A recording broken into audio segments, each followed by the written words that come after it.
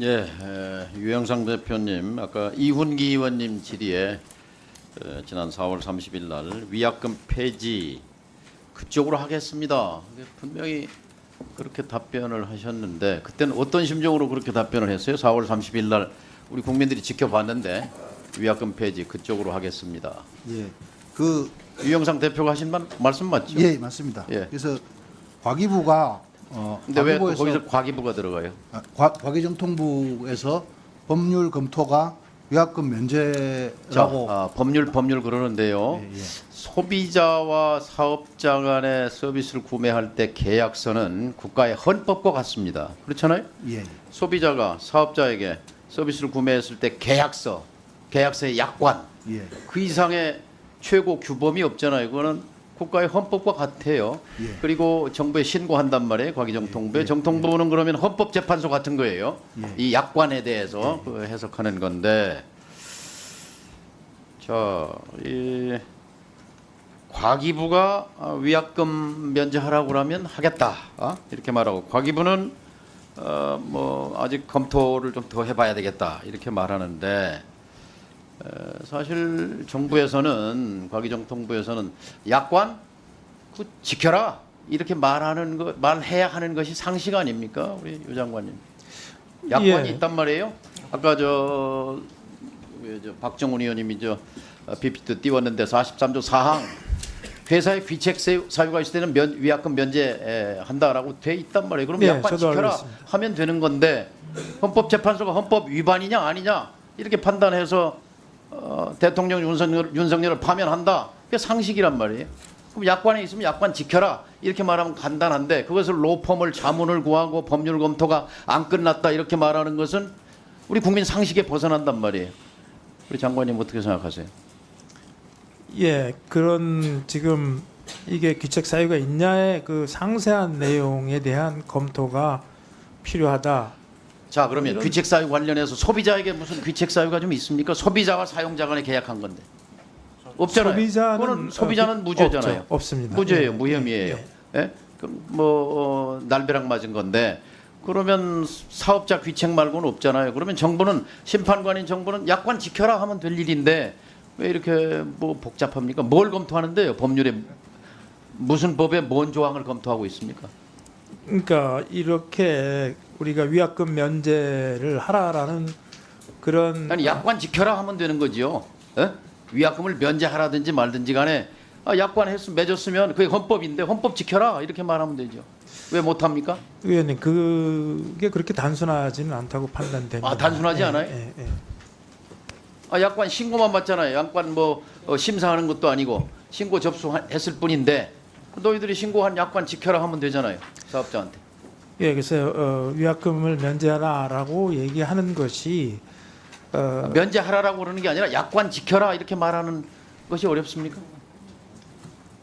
단지 정통부는 약관을 신고받았을 뿐인데. 네, 의원님, 그건 장관님 약관은 말씀하세요. 반드시 지켜야 될 건입니다. 그렇죠? 약관 네, 지켜야죠. 약관은 반드시 지켜야 그렇게만 됩니다. 말씀하세요. 예, 약관은 반드시 SKT 지켜야 약관 되고. 지켜라 이렇게 예. 말하면 되는 거고요. 자, 유영상 대표님. 예, 위약금 면제는 시혜가 아니잖아요. 귀책이 명백한 사업자가 책임을 지는 최소한의 조치인데 지금 SKT는 번호 이동 또는 해지하는 고객에게 위약금 고지서를 날리고 있어요. 지금 25만 명이 번호 이동했다고 그러는데 위약금 고지서 보낸 사람이 몇 명이에요? 그 중에 일부는 일부 몇 명입니까? 25만 명이 지금 번호 이동 내지는 해지를 했는데 위약금 내라 하고 고지서 보낸 게 몇 명이에요? 제가 정확하게 숫자는 담당자 알고 있지 대답해 못합니다. 보세요. 25만 명 중에 몇 명에게 지금 위약금 고지서 보냈습니까? 실무자 없습니까? 확인해서 말씀드릴게요. 예? 네, 그 알려주시고요. 그 다음에 계속 그 언론 보도에 이제 위약금 면제하면 500만 명, 250만 명이 빠져나간다. 매출액 7조가 손해다. 이런 것만 뜨는데 아까 이훈기 의원 질의에 분명히 말씀하셨어요. 250만 명, 10배. 지금까지 나간 25만 명에서 250만 명이 나갈 거고 그렇게 되면은 위약금은 2,500억 정도 된다. 그러니까 위약금 2,500억 손해예요. 그런데 이걸로 해서 이번에 국민들이 받은 충격과 그 피해에 상응하는 그 사업자의 부담이라면 저는 SKT가 2,500억 정도는 부담해야 한다라고 생각합니다. 그런 그 정서를 갖고 있습니다. 그런데 자꾸 뭐 7조가 어떻다 하는 것은 그것은 국민에 대한 협박이라고 생각합니다. 정확하게 250만 명 빠져나가면 위약금 2,500억 맞잖아요. 최소 250만 명이고 예. 최대 뭐 저희는 500만 명 정도로 생각하고 있고요. 근데 위약금만 해당되는 그러니까 것이 아니라 매출 얘기가 아니고 위약금 대한 면제로 해서 발생하는 건 2,500억이니까 앞으로 2,500억을 얘기하시기 바랍니다. 그로 인한 매출이 저희가 최대 7조라고 말씀드렸습니다. 매출 이렇게 손실. 과장하시면 안 되고요. 우리 장관님, 네. 정보 보호, 정보 보안의 주무 관서가 어디입니까? 정보 보안에 관해서는 저희도 이 통사와 관련해서는 주무부서입니다. 예, 또 예산을 관련된 주로 쓰는 계보에도 기관이 있고. 어디예요? 네, 예산을 주로 쓰는 기관은 키사지요. 네 그렇습니다. 키사 원장님, 키사는 영문 이름과 한글 이름이 좀 매칭이 안 되는 것 같아요. 영문 이름은 뭐죠? 키사? 코리아 인터넷 코리아 인터넷 시큐리티 인터넷 시큐리티 에이전시 시큐리티 에이전시입니다. 에이전시. 예. 그걸 한글로 번역하면 뭐가 돼요? 한국정보보건입니다. 한국정보보호원. 예. 그런데 지금 키사의 한글 이름은 뭐죠? 한국인터넷진흥원. 인터넷진흥원이죠. 네. 안 맞아요.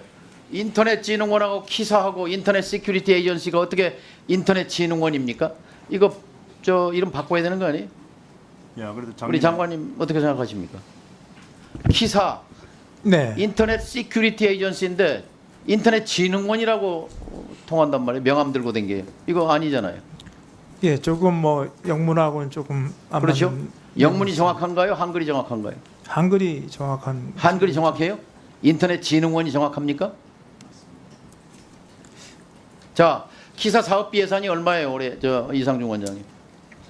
우리 다 합쳐가지고 한 작- 3,000억. 작년에 3,100억이죠. 인건비 빼고 사업비 2,300억. 작년에 예. 2,300억 진흥 중에 정보 보호 예산이 몇 %예요?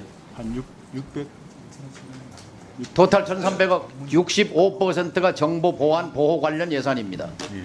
예산의 3분의 2를 쓰는 기관이 정보 보호 보안에 인터넷진흥원 말이 안 맞잖아요.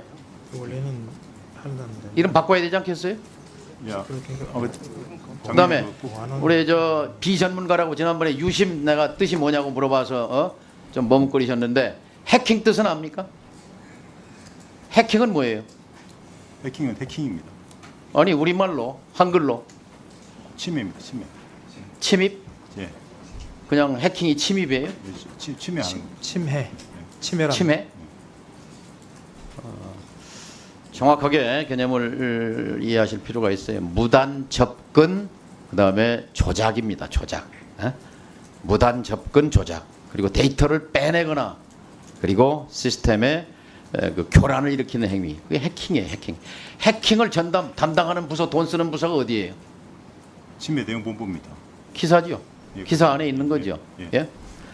혹시 이건 뭐 전문적인 거니까 모를 수 있어요. 트렌드 마이크로 들어보셨어요? 예, 들어가. 트렌드 마이크로 예, 들어보셨죠? 들어봤죠. 예. 무슨 회사죠? 보안업체입니다. 어디요? 뭐 지금 그게 클라우드 보안을 주로 담당하는 어느 나라? 미국 업체입니다.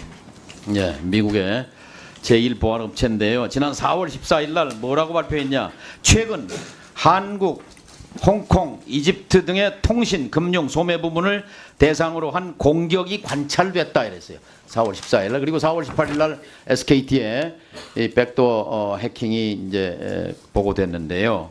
자, 민관 합동 조사에서 이 SKT 해킹에 사용된 악성 코드가 BPF 도어라고 민관 합동 조사에서 발표했어요. BPF는 뭐의 약자입니까?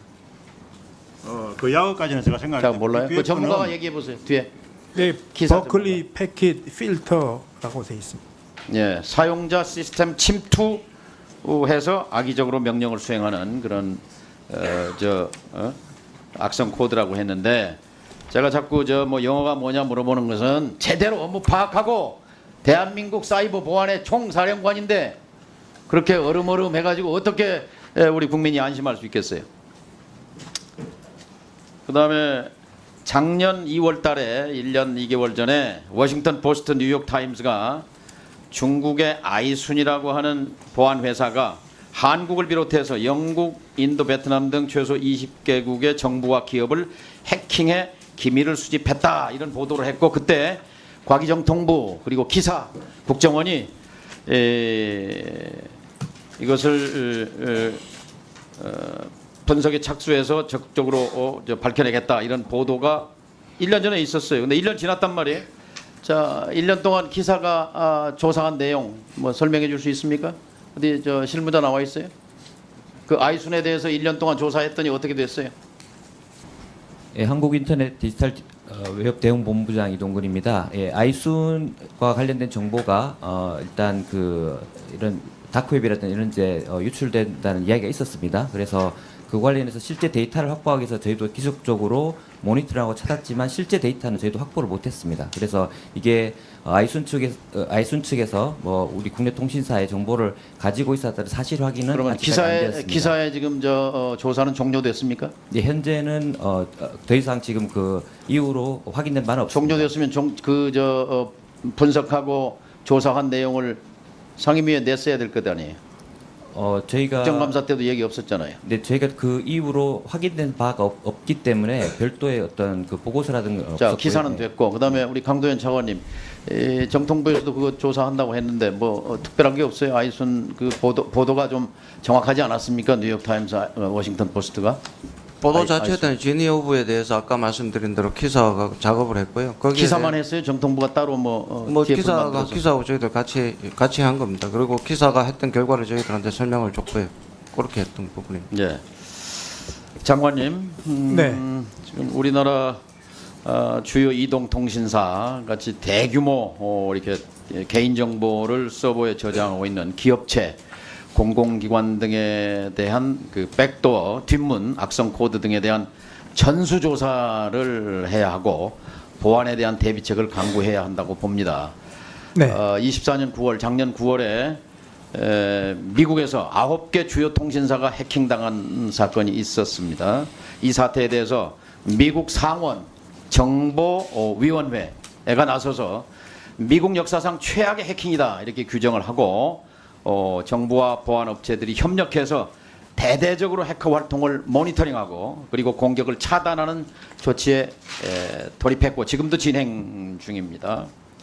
우리도 이번 SK텔레콤의 해킹 사태를 우리나라 역사상 최악의 해킹이라고 규정하고 과기부, 기사, 국정원 등이 총동원돼서 악성 코드 조사와 전수조사와 보안